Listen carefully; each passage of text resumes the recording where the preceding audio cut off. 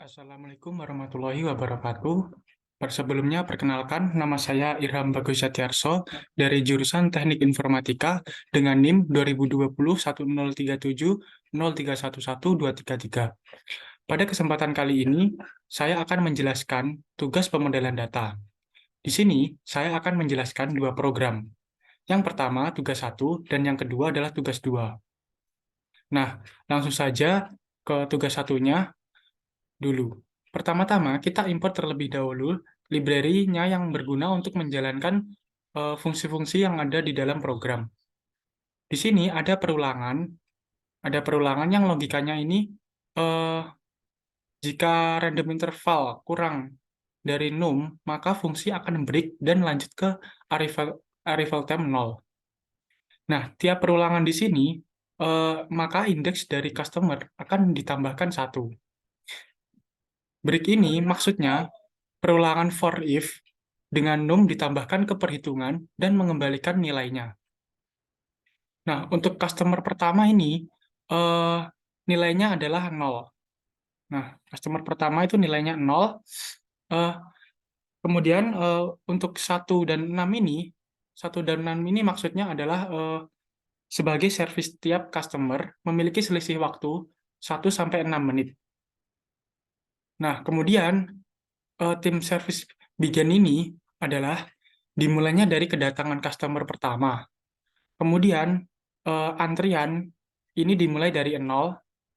Tim service N ini eh, didapatkan dari perhitungan kedatangan waktu di jumlah waktu service. Nah, kemudian ada tim customer spend in system ini adalah eh, tim service N dikurangi tim service begin. Nah, jadi ini adalah waktu customer dilayani di dalam sistem. Nah, kemudian ada idle time of server. Ini adalah waktu sistem tidak melayani atau sedang tidak melayani customer. Nah, row 0 ini adalah baris dari customer pertama.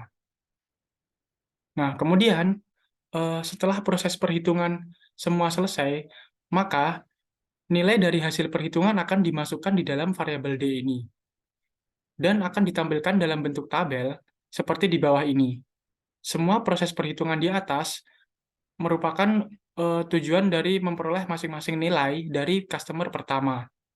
Yang kemudian nilai tersebut akan digunakan untuk menghitung nilai-nilai dari customer selanjutnya yang ada di sini. Nah, kemudian proses atau rumus dari penghitungan customer selanjutnya kurang lebih sama seperti rumus yang ada di atas sini. Jadi pertama-tama kita mencari nilai dari customer pertama yang ada di program atas ini, kemudian nilai atau hasil dari perhitungan customer pertama akan digunakan untuk menghitung customer selanjutnya yang ada di program bawah ini. Nah, kemudian di PD Concat ini eh, kita akan mengambil hasil nilai dari customer pertama yang tadi. Nah, setelah itu nilai-nilai ini atau hasil dari perhitungan di atas akan diambil untuk ditampilkan sesuai output yang ada di sini. Seperti hasil ini, rata-rata waktu tunggu customer ini menghasilkan nilai 2,67 menit. Kemudian untuk peluang customer menunggu dalam antrian 0,57. Kemudian kasir standby dan kasir sibuk adalah 0,2. Kemudian rata-rata pelayanan 3,08. Setelah itu rata-rata waktu antar kedatangan yaitu 3,83. Kemudian rata-rata waktu tunggu customer menunggu yaitu 4,684 sekian. Dan yang terakhir hasilnya rata-rata waktu customer dalam sistem adalah 3,8. Oke, mungkin kurang lebih seperti ini penjelasan dari tugas 1 saya. Kemudian lanjut ke tugas yang kedua.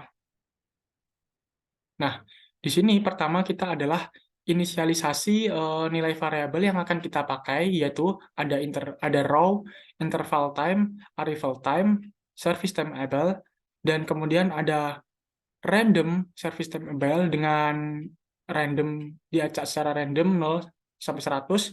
Kemudian ada service time random able sebanyak 18, 58, 78, dan 100. Oke, nah, Able Baker itu sendiri adalah simulasi antrian dengan dua pelayanan, yaitu Able dan Baker. Nah, di sini kemudian ada perulangan di mana jika random service time Able kurang dari sama dengan num, maka tiap perulangan akan ditambahkan indeks sebanyak 2. Nah, di sini untuk nilai service time Baker-nya itu adalah 0. Eh, untuk random service time Baker ini diambil nilainya dengan menginputkan angka random secara random antara rentang 0 sampai 100. Nah, kemudian eh, service time random Baker ini diambil nilainya dari rentang 55, 65, 75, dan 100. Kemudian di sini ada perulangan for enumerate dengan parameter service time random Baker. Nah, di sini apabila random service time Baker kurang dari sama dengan num, maka nilai service time Baker akan ditambahkan 3 di setiap indeksnya. Kemudian program akan break dan lanjut ke fungsi berikutnya. Nah, kemudian di sini ada server chosen. Server chosen ini memiliki nilai yang sama. Memiliki nilai yang sama dengan Abel, maka akan masuk nilai di service time Baker. Nah, apabila dua server sedang tidak ada customer, maka Able akan melayani customer pertama, kemudian Baker akan melayani apabila Abel sedang tidak melayani. Jadi intinya itu apabila dua server sedang tidak ada customer, maka Able akan melayani customer yang pertama. Namun apabila Baker itu akan melayani apabila Able sedang tidak melayani. Nah, program di atas untuk memperoleh nilai dari hasil customer yang pertama. Nah, untuk yang di bawah ini setelah hasil perhitungan ini diperoleh akan ditampilkan, kemudian di bawahnya ini adalah untuk menghitung nilai dari semua customer yang membutuhkan nilai dari customer yang di atas tadi. Kemudian interval randomnya itu adalah dari 18, 58, 78, dan 100. Kemudian melakukan perulangan pada parameter interval random. Pada parameter interval random ini, di sini, jika random interval time kurang dari sama dengan, maka interval time akan ditambahkan 1 di setiap indeksnya. Nah, untuk arrival time-nya, arrival time itu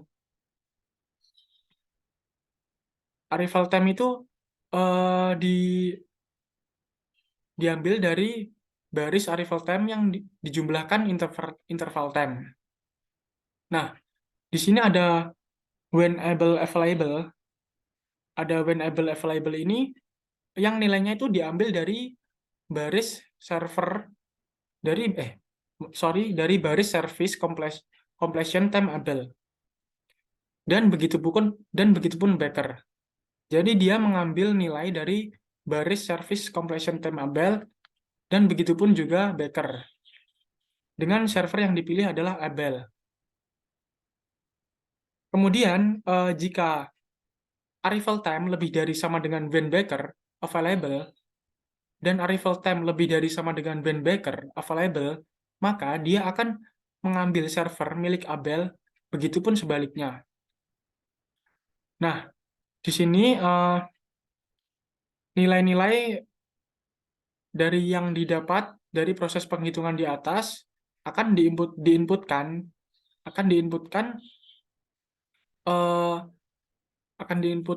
dijadikan output seperti tabel di bawah ini.